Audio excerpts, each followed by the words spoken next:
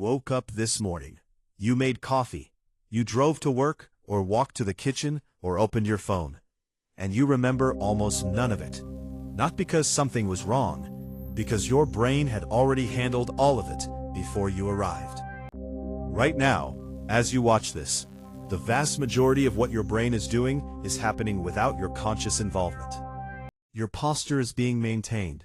Your breathing is being regulated. Your eyes are tracking. Your balance is being constantly recalculated. Thousands of micro-decisions are being processed and executed every second, and you are conscious of almost none of them. But here is what most people do not realize. It is not just the physical. It is the mental, the emotional, the behavioral, the judgments you make, the reactions you have, the patterns you repeat. Neuroscience has confirmed what should be the most unsettling fact you have ever been told about yourself. Approximately 95% of your brain activity is non-conscious, which means approximately 95% of your life, your actual lived experience, is happening on autopilot, without you, before you, and the autopilot was programmed by someone else. What autopilot actually is and why it exists. Your brain consumes approximately 20% of your body's total energy, despite being only 2% of your body weight. It is the most metabolically expensive organ you possess, and evolution has spent millions of years designing it to be as efficient as possible, to conserve energy wherever possible, to automate whatever can be automated. This is where autopilot comes from. Every skill you have ever learned, every behavior you have repeated enough times, gets gradually transferred from the conscious prefrontal cortex to deeper, faster, more energy-efficient neural structures. The basal ganglia, the cerebellum, the limbic system, structures that operate below conscious awareness at a fraction of the metabolic cost. When you first learned to drive a car, you required total conscious attention for every action. Checking mirrors, adjusting the wheel, monitoring speed. It was exhausting because your prefrontal cortex was handling all of it. Now you drive while holding conversations, planning your day, listening to music, because the driving has been transferred to autopilot. Your conscious mind was freed up, and the autopilot handles the rest. This system works brilliantly for skills, for physical coordination, for language, for learned procedures. The problem is that the brain uses the same transfer mechanism for everything else as well, including the things you never consciously chose to automate. The autopilot was programmed before you could consent. Here is where it becomes deeply uncomfortable. The most powerful autopilot programs running your life right now were not installed by your conscious choice. They were installed by repetition, by emotional experience, by the environment of your childhood, by patterns you witnessed before you had the cognitive architecture to evaluate whether you wanted to absorb them. The child who watched a parent respond to stress with withdrawal absorbed that pattern. It is now their autopilot response to stress. Not chosen, not evaluated, automatic. The child who grew up in an environment where love was inconsistent developed an autopilot that scans relationships for abandonment signals at all times. Every interaction is processed through that lens before conscious awareness ever arrives. The reaction happens first. The conscious mind arrives later and calls it intuition. The child who was praised only for achievement developed an autopilot that equates rest with worthlessness.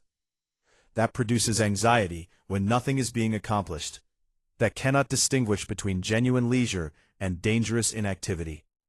None of these autopilot programs were chosen. None were evaluated. They were simply installed, through the mechanism of repetition and emotional weight, into structures so deep that conscious reasoning cannot directly reach them. And they have been running, without your knowledge or consent, for your entire adult life. How autopilot hijacks your present moment. Here is the mechanism that most people spend their entire lives never understanding. Your brain does not process each new experience freshly. It matches incoming sensory data against stored patterns. And when a match is found, the stored response fires automatically. Before your conscious mind has even finished perceiving the situation, your autopilot has already categorized it, evaluated it, and generated a response. This is why you react to your partner the way you react to a parent who had similar patterns. Not because your partner is your parent, but because your autopilot matched the incoming pattern to the stored template and fired the old response before you could choose differently.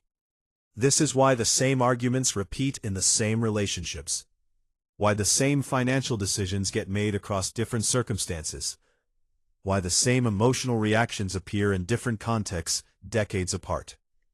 It is not character, it is not fate, it is autopilot running on old programming in new situations.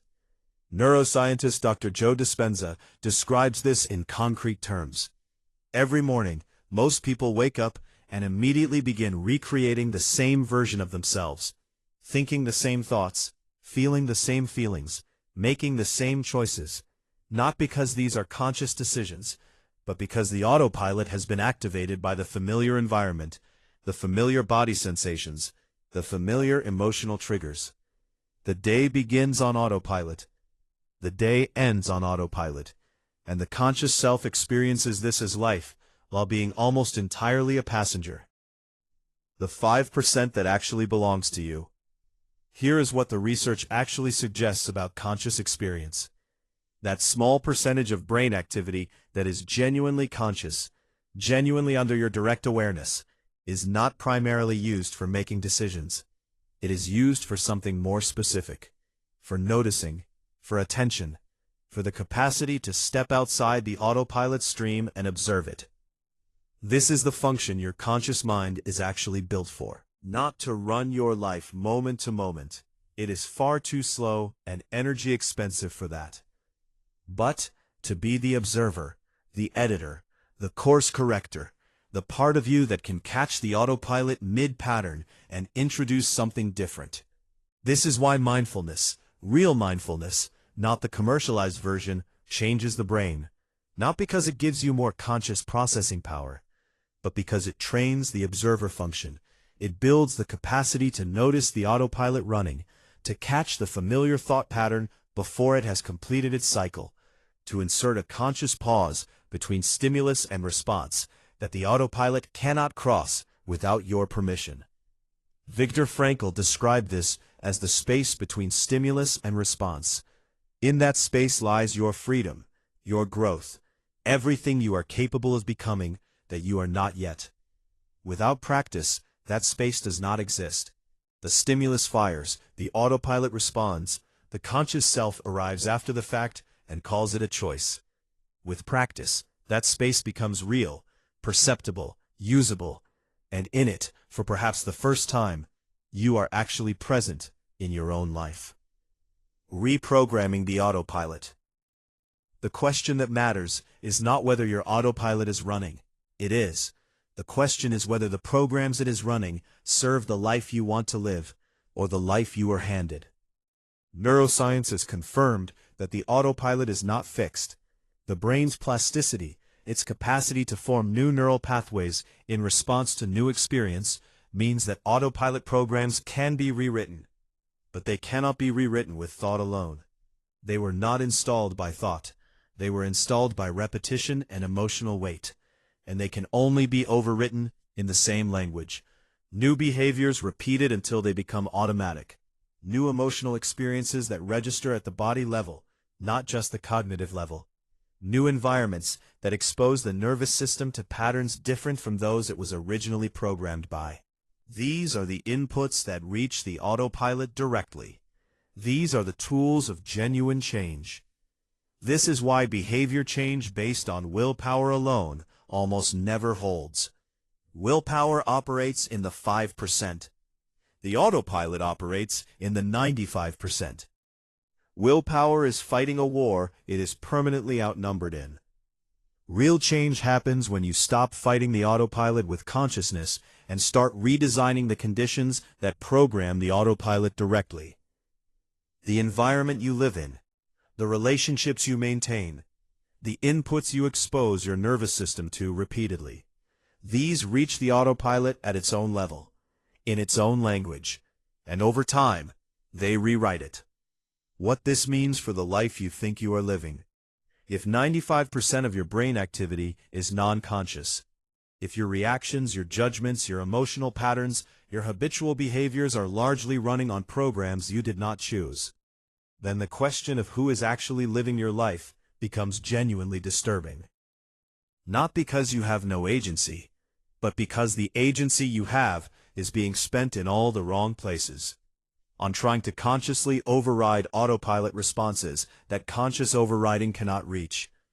On willpower battles against programs that run below the level where willpower operates. On self-criticism for patterns that were installed before you existed as the person doing the criticizing. The person who understands this stops criticizing themselves for the autopilot's outputs.